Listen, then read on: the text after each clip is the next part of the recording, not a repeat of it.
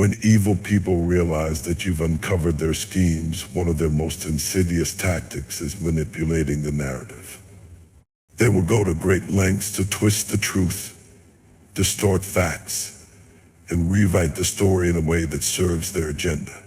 Their goal is to control how others perceive the situation and to make you question your understanding of the truth. It's a deliberate and calculated move, one that seeks to confuse, discredit, and ultimately diminish your ability to stand firm in what you know. The first thing they often do is deny everything. They'll act as though your knowledge of their wrongdoing is a figment of your imagination.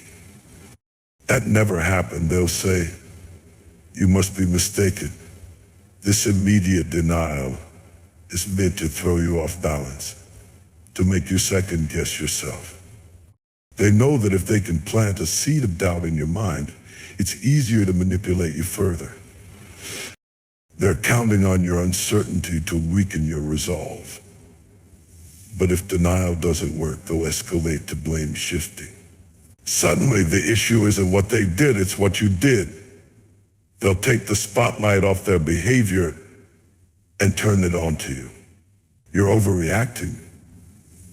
They might say, "You're just being sensitive." Or they'll accuse you of causing the problem in the first place. "If you hadn't done X, I wouldn't have done Y." This tactic is not only manipulative, it's deeply deceptive. It's designed to make you feel guilty, as though their actions were somehow justified by your behavior. Evil people are also masters at playing the role of the victim. They'll twist the narrative so thoroughly that, in their version of the story, they're the one who's been wronged. "I can't believe you would think that about me," they might say with feigned hurt. "After everything I've done for you, this is how you repay me." By portraying themselves as the injured party, they seek to garner sympathy and shift the emotional burden onto you. It's a cunning way of deflecting responsibility and making you feel like the villain in a situation where they're clearly at fault. Another strategy they use is selective storytelling. They'll tell just enough of the truth to make their version of events seem plausible, but they'll conveniently leave out the parts that incriminate them. It's like a puzzle with missing pieces. What's left might look convincing, but it's not the whole picture. And because they're so good at crafting these half-truths, it can be difficult for others to see through the lies.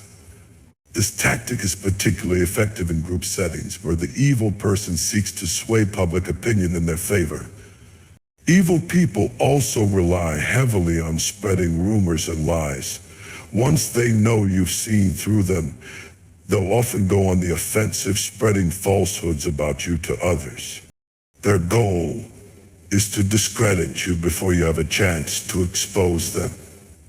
They'll paint you as untrustworthy, unstable, or even malicious, all in an effort to undermine your credibility.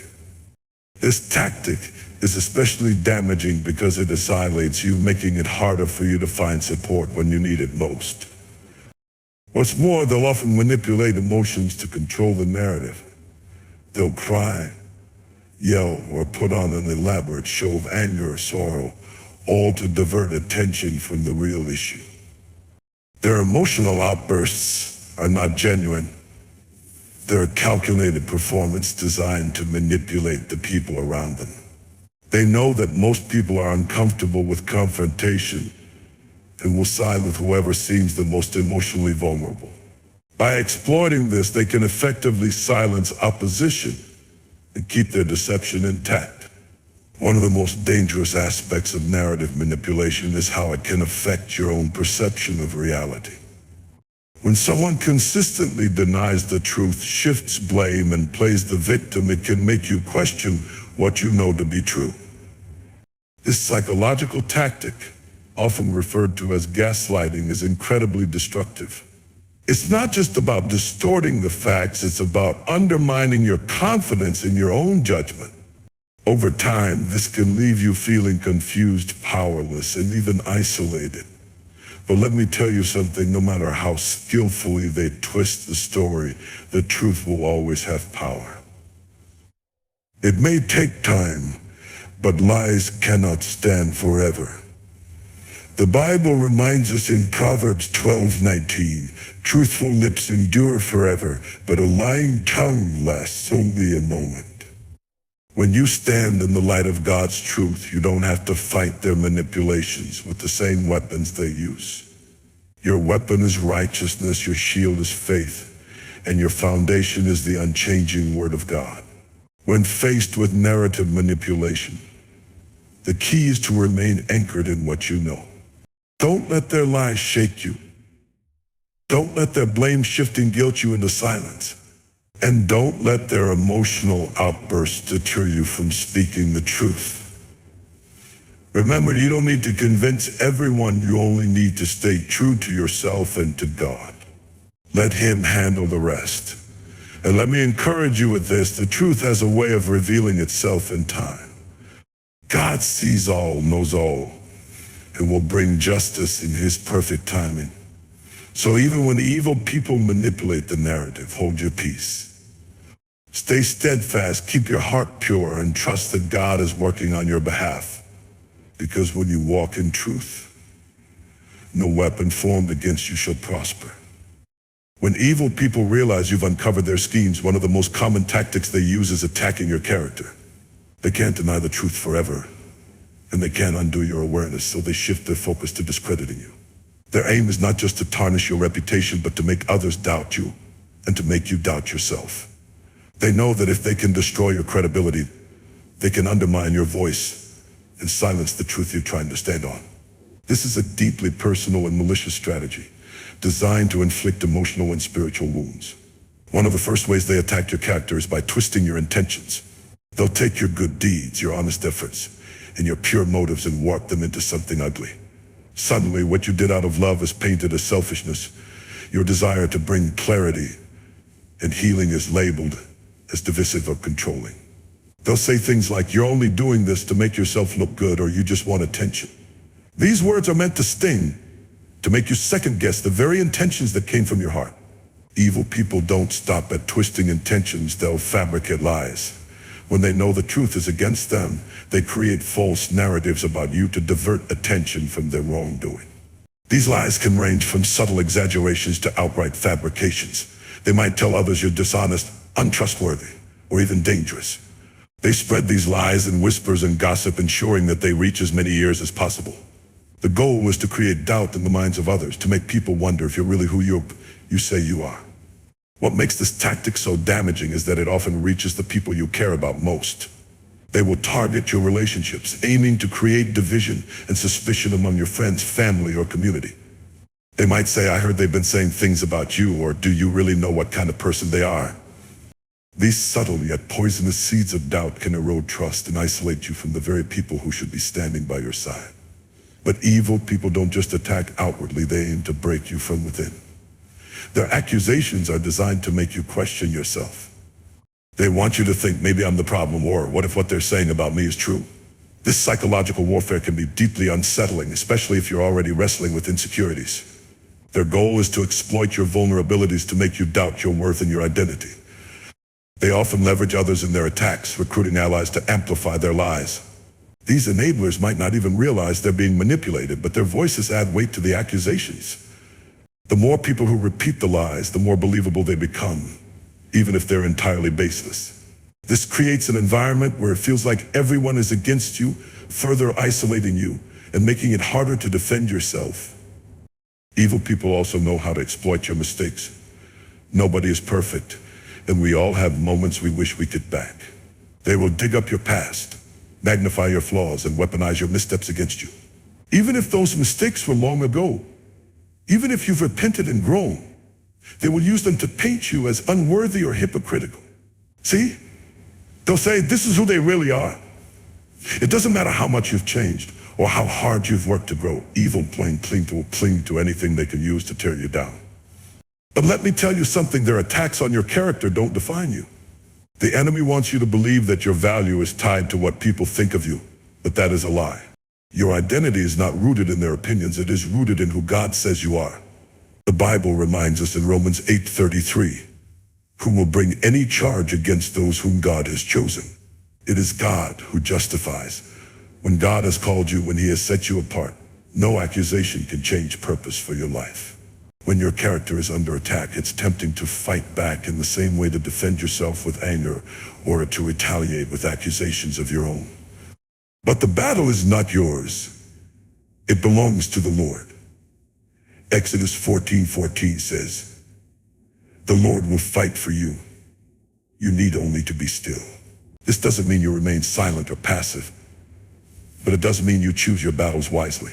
Speak the truth with grace, but let God handle the vindication.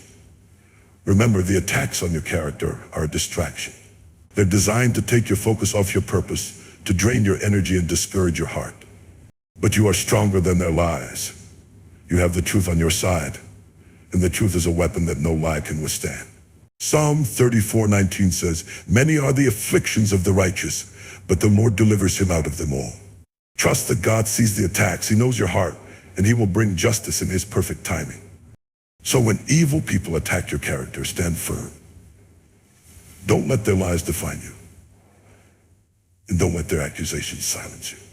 Walk in integrity, knowing that your life is a testimony to God's grace and goodness.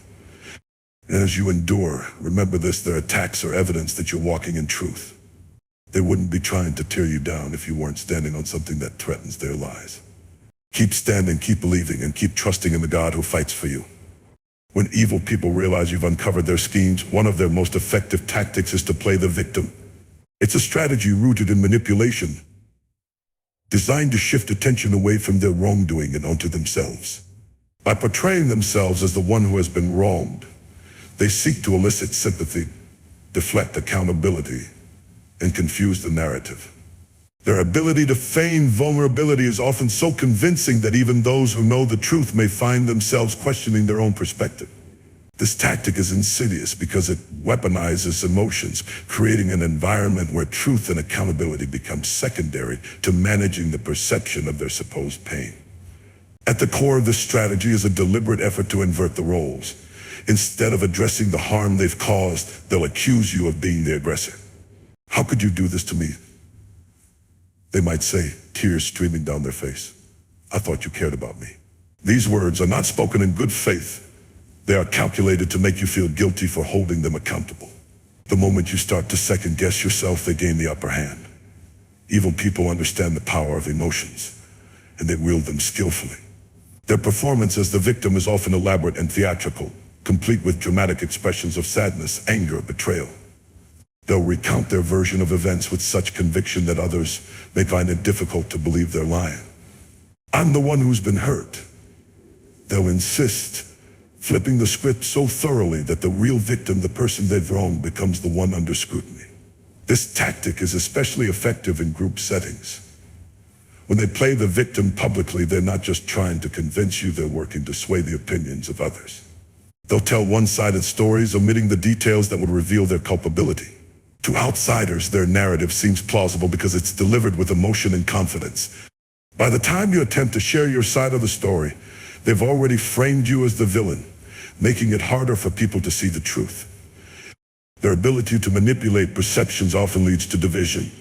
Friends, family members, or colleagues may take sides, not because they know the full story, but because they've been emotionally swayed. How could you do that to them? They might ask, echoing the lies and half-truths they've been fed. This isolation can be incredibly painful, especially when people you trusted begin to doubt your integrity. It's not just about the false narrative, it's about the relationships that suffer as a result. Evil people also use victimhood as a shield against accountability. When confronted with their actions, they'll redirect the focus to their own feelings. Instead of answering for their behavior, they'll say things like, you're attacking me, or are you being so cruel? This shifts the conversation away from the harm they've caused and onto how they're supposedly being treated. It's a diversionary tactic meant to avoid the consequences of their actions by making you feel like the bad guy for even bringing it up. Another way they play the victim is by exaggerating or fabricating hardships. They'll bring up unrelated challenges they've faced, such as a difficult past, health issues, or personal struggles to garner sympathy. While some of these struggles may be real, they're weaponized in a way that manipulates your compassion. You know what I've been through, they'll say. How could you treat me like this? Their aim is to make you feel like holding them accountable is an act of cruelty rather than justice. The impact of this tactic on your mental and emotional state can be profound. It's exhausting to constantly defend yourself against false accusations while trying to hold someone accountable. You may find yourself questioning your own actions, wondering if you were too harsh or if you've misunderstood the situation. This self-doubt is exactly what they want. Because as long as you're questioning yourself, you're not standing firmly on the truth. But let me tell you something, their victimhood is a mask, and the truth will always reveal itself in time. Playing the victim is a way to avoid the light, but light has a way of piercing through even the darkest of shadows. The Bible says in Luke 8:17, "For nothing is hidden that will not be made manifest, nor is anything secret that will not be known and come to light." You don't have to fight their lies with lies of your own. Stand in truth and let God handle the rest. When dealing with someone who plays the victim, it's important to set firm boundaries. Don't allow their manipulations to draw you into a cycle of guilt and self-doubt. Remember, you are not responsible for their feelings or their choices. You are responsible for walking in integrity and standing for what is right. Speak the truth with love, but don't let their emotional outbursts deter you from seeking justice and clarity. You may also need to accept that some people will believe their version of events no matter what you say or do. That's not a reflection of your worth or your credibility. It's a testament to the manipulative power of the person you're dealing with. Don't waste your energy trying to convince everyone. Focus on staying true to yourself and to God. Evil people play the victim because it works. It's an effective way to deflect accountability, manipulate emotions. But their victimhood is a lie, and lies cannot stand forever. Trust in God's justice and know that He sees the truth even when others cannot. As Psalm 37:6 reminds us, He will bring forth your righteousness as the light and your justice as the noonday. So stand firm and let your faith be your guide. When evil people realize you've uncovered their intentions, one of their most calculated and damaging strategies is to isolate you. Isolation is a powerful tool because it removes you from your sources of strength, support, and truth. It's a tactic designed to leave you feeling alone, vulnerable, and unable to resist their influence effectively. By cutting you off from the people who could encourage and uplift you, they aim to weaken your resolve and make you more susceptible to their control.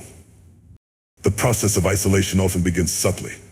Evil people may start by planting seeds of doubt in your mind about the people around you. "Are you sure they really have your back?" they might say. Or, "I've noticed they've been acting strange toward you lately." These comments seem innocuous at first, but they're calculated to make you question the loyalty and intentions of those closest to you. The more you begin to doubt your support system, the easier it becomes for them to drive a thin wedge between you and others. They'll also attempt to create divisions within your relationships by spreading rumors or lies. They may tell your friends or family things you supposedly said or did, painting you in a negative light. Simultaneously, they'll tell you things others have allegedly said about you, creating a cycle of mistrust. Before long, you may find yourself feeling alienated from the very people who were once your allies. You are unsure of who you can trust. This breakdown in communication and trust is exactly what they want. It isolates you and leaves you dependent on them. Evil people also exploit conflicts to further their agenda. If there's a minor disagreement or misunderstanding between you and someone else, they'll seize the opportunity to blow it out of proportion. They'll fan the flames of discord, encouraging you to cut ties with that person altogether. You don't need people like that in your life, they'll say, presenting themselves as the only person who truly understands you. This tactic not only isolates you, but also gives them greater control over your decisions and emotions. Another method they use is monopolizing your time and attention. They'll create situations where you're constantly focused on them, whether it's through manufactured crises, excessive demands for your help, or relentless communication. Over time, this leaves little room for you to maintain other relationships or invest in your own well-being. The more they dominate your time, the more isolated you become from the people and activities that could provide balance and perspective. Evil people are also skilled at exploiting your vulnerabilities. They'll identify areas where you feel insecure or uncertain and use those to isolate you further. If you've ever expressed doubts about a friend or family member, they'll latch onto that and amplify it. I've always felt that person doesn't really appreciate you, they might say, or I think they're jealous of you. These statements prey on your existing fears and create distance between you and the people who could otherwise support you. One of the most insidious aspects of this isolation tactic is how it can make you feel like the problem. As you become more isolated, you might start to wonder if you're the one driving people away. This self-doubt can be paralyzing, leaving you unsure of how to reconnect with others, or even whether you deserve their support. Evil people will often encourage this line of thinking, subtly reinforcing the idea that you're better off alone, or more specifically, that you're better off relying solely on them. Isolation can also extend beyond relationships to other aspects of your life. Evil people may try to cut you off from opportunities, resources, or communities that could empower you. They might discourage you from pursuing new friendships, joining groups, or seeking help. Those people won't understand you, they'll say, or you don't need anyone else, you had me. By keeping you physically, emotionally, and socially confined, they make it harder for you to break free from their influence. But let me tell you something, isolation is a trap, and you don't have to stay in it. The Bible reminds us in Ecclesiastes 4:9-10, two are better than one, because they have a good reward for their labor. For if they fall, one will lift up his companion.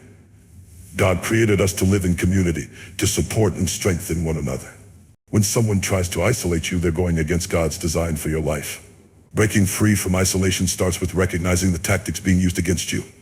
Once you see the patterns, you can begin to rebuild your connections with others. Reach out to trusted friends, family members, or mentors, even if it feels difficult or uncomfortable. Share your experiences honestly, and don't be afraid to ask for help. Remember, the people who truly care about you will want to support you, no matter how much time or distance has come between you. It's also essential to ground yourself in the truth of God's word. When you feel alone, remember that God is always with you. Psalm 46:1 reminds us, God is our refuge and strength, an ever-present help in trouble. Lean on him, and let his presence guide you as you work to rebuild your connections and resist the enemy's attempts to isolate you. Finally, don't underestimate the power of prayer. Pray for wisdom, for discernment, and for the courage to reach out to others. Pray for protection against the manipulative tactics of those who seek to isolate you. And pray for the restoration of your relationships, trusting that God can heal what has been broken. Evil people isolate you because they know that community gives you strength. They fear the support and encouragement you'll find when you're surrounded by people who love and value you. But no matter how alone you may feel, you are never truly alone. God is with you, and he is working to bring the right people into your life.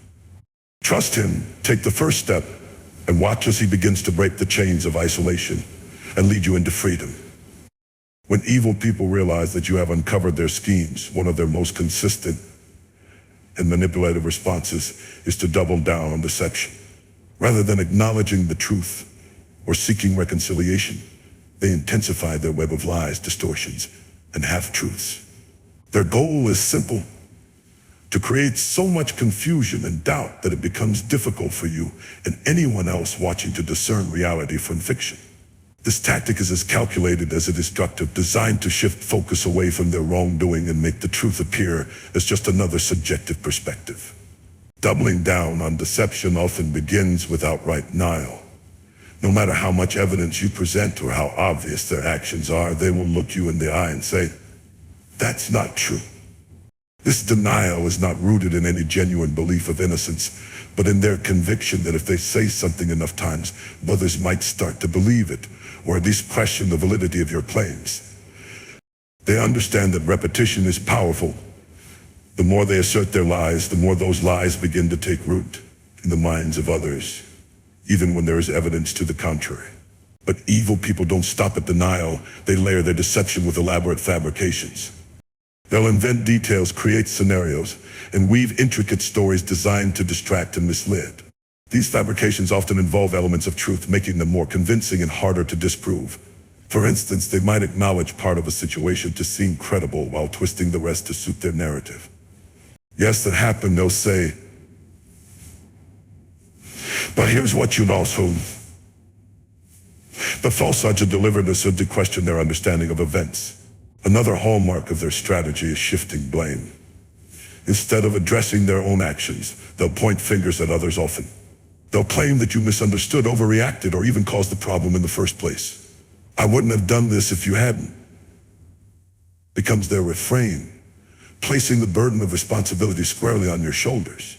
This tactic is meant to disarm you emotionally, making you feel guilty or ashamed for even confronting them. By reframing themselves as the victim or the misunderstood party, they deflect accountability and continue their campaign of deception. Evil people also manipulate others to reinforce their lies. They enlist enablers, friends, family members, or colleagues who either believe their version of events or are too afraid to challenge it. These enablers become unwitting accomplices, spreading the false narrative and adding credibility to the lies. The more people they involve, the harder it becomes for you to push back against the tide of deception. It's not just their word against yours anymore, it's theirs and the enabler's words against you, creating a lopsided battle that feels impossible to win. One of the most damaging aspects of this tactic is how it targets your sense of reality.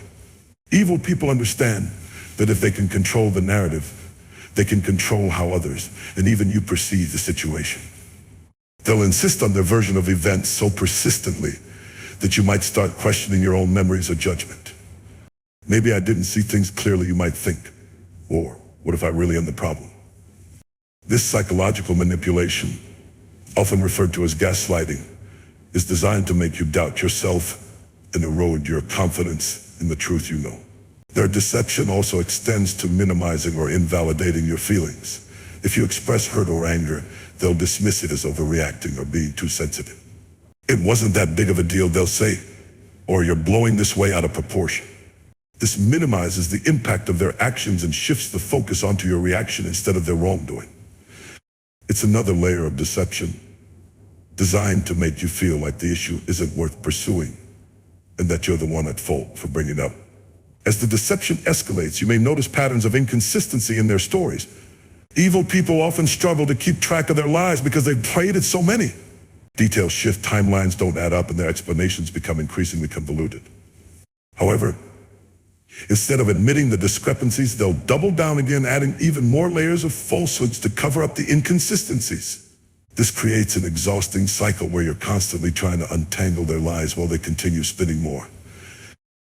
Despite the chaos they create, there is hope. The Bible reminds us in Proverbs 12:19, "Truthful lips endure forever, but a lying tongue lasts only a moment." No matter how much effort they put into their deception, lies cannot stand the test of time. The truth has a way of coming to light, and when it does, it exposes the deceit for what it truly is. Standing firm in the face of their deception requires clarity and courage. First, anchor yourself in the truth. Write down the facts as you know them, and don't allow their manipulation to cloud your understanding. Surround yourself with people who know your character and can provide support and perspective. Their encouragement can help you stay grounded when the lies feel overwhelming. Next, resist the urge to engage in their games. Evil people thrive on conflict and confusion, and arguing with them often more opportunities to spread their lies. Instead, focus on living with integrity. Let your actions speak louder than their words. Over time, people will see the difference between your consistency and their fabrications. Finally, trust in God's justice. The Bible promises in Luke 8:17, "For nothing is hidden that will not be made manifest, nor is anything secret that will not be known and come to light." No matter how deeply they bury the truth, it will surface. Rest in the assurance that God sees all and will vindicate you in His perfect timing. When evil people double down on deception, they reveal their desperation. Lies may seem powerful for a time, but they are ultimately hollow. Truth, however, is enduring and unshakable. Stand firm in that truth and let the light of honesty expose the darkness of deception.